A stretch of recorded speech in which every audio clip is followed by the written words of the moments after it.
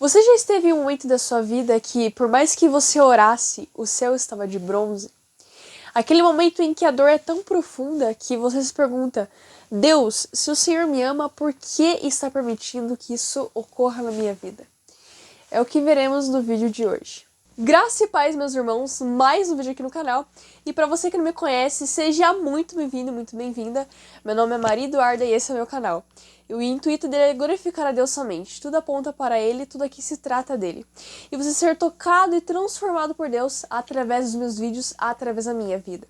Seja edificado e edificada. Amém? No vídeo de hoje, nós vamos entender o real propósito por trás das provações. E eu retorno no título interrogativo do vídeo. Por que Deus permite que passemos por provações e tribulações?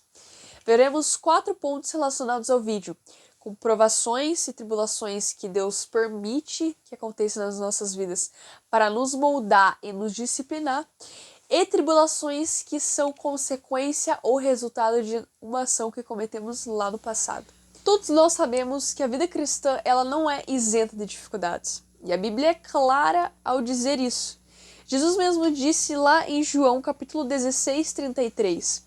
Eu lhes falei tudo isso para que tenham paz em mim. Aqui no mundo vocês terão aflições, mas animem-se, pois eu venci o mundo. E a grande pergunta que surge nos nossos corações quando estamos passando por adversidades, estações difíceis é: Senhor, por que eu estou passando por tudo isso? Porque o Senhor está permitindo que eu passe por isso.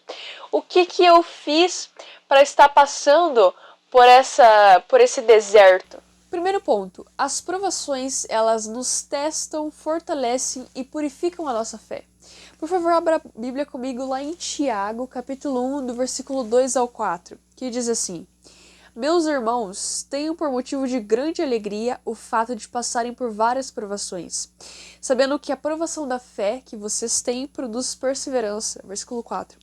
Ora, a perseverança ela deve ter ação completa, para que vocês sejam perfeitos, ou dependendo da versão, maduros e íntegros, sem que lhes falte nada. Deus, ele permite as provações para revelar se a nossa fé ela é genuína ou apenas superficial. Se não é apenas uma fé de aparência para que as pessoas possam ver que temos fé. Deus, ele não quer que busquemo-lo apenas por interesses, apenas o que ele pode fazer para nos favorecer ou somente pelas bênçãos que ele pode dar. Deus ele não quer que sejamos filhos interesseiros, mas ele quer que busquemo-los de todo o coração, independente se estamos passando por dificuldades ou não. Pedro vai falar no versículo 6 e 7 do capítulo 1. Portanto, alegrem-se com isso, ainda que agora, por algum tempo, vocês precisem suportar muitas provações. Elas mostrarão que sua fé é autêntica. Como o fogo prova e purifica o ouro, assim sua fé está sendo experimentada. E ela é muito mais preciosa que o simples ouro. Isso resultará em louvor, glória e honra no dia em que Jesus Cristo for revelado. O que esses versículos querem dizer basicamente? Que a provação que estamos enfrentando ela é momentânea, é passageira. E que por mais não entendamos no momento, nós entenderemos depois. E o autor usa o exemplo do ouro, que ele, assim como o ouro, ele precisa passar pelo fogo, passar ali pelos processos para ser fundido, se tornar em barra, a nossa fé também é assim. Ela precisa ser forjada, fortalecida, passar pelos processos. Por isso Deus manda as provações. Até porque ser cristão nos momentos bons é muito fácil. Mas no momento da provação, nós entendemos que nós realmente somos dependentes do Senhor. Segundo ponto, o porquê Deus permite as provações. As provações, elas nos conformam à imagem de Cristo. Vamos ler comigo Romanos 8, versículo 28 e 29, que diz assim, um versículo muito conhecido. Sabemos que todas as coisas cooperam para o bem daqueles que amam a Deus, daqueles que foram chamados segundo o seu propósito. Versículo 29. Pois aqueles que Deus de antemão conheceu, ele também predestinou para serem conformes à imagem de seu Filho, a fim de que ele seja o primogênito entre muitos irmãos. Aqui Paulo está consolando os cristãos. Ele está dizendo para eles que em meio às tribulações, eles podem ter a certeza absoluta de que nada escapa do controle de Deus. E se a gente ler e interpretar muito bem o versículo, ele está dizendo que todas as coisas elas cooperam para o bem. O versículo não está dizendo que uma coisa ela vai cooperar ou somente todas as coisas boas elas vão cooperar, mas está dizendo que todas as coisas elas cooperam para o nosso bem, até as coisas ruins. E no versículo 29, Paulo está dizendo que o alvo final é nós realmente nos tornarmos semelhantes a Jesus Cristo. Terceiro ponto. Deus também usa as provações como forma de disciplina para mostrar nossos erros e pecados. Vejamos comigo lá em Hebreus, capítulo 12, do versículo 5 a 8, que diz assim: Filho meu, não despreze a correção que vem do Senhor, nem desanime quando você é repreendido por ele, porque o Senhor corrige a quem ama e castiga todo filho a quem aceita. É para a disciplina que vocês perseveram. Deus os trata como filhos. E qual é o filho a quem o pai não corrige?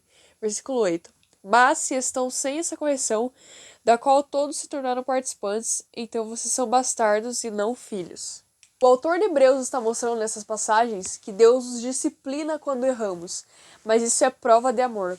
Como diz no texto, e qual filho que nunca foi disciplinado pelo pai? E se um pai disciplina um filho, é porque o ama e não quer vê-lo insistindo sempre nos mesmos erros. Então, irmãos, nós cristãos que estamos passando por provações, enfrentando provações, nós olhamos as pessoas lá de fora e vemos que elas estão felizes e a vida delas vai muito bem, mesmo na prática do pecado. Mas, como diz o reverendo Augusto Nicodemos, que o castigo do pecado é mais pecado ainda.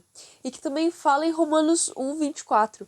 Por isso Deus os entregou à impureza, pelos desejos do coração deles.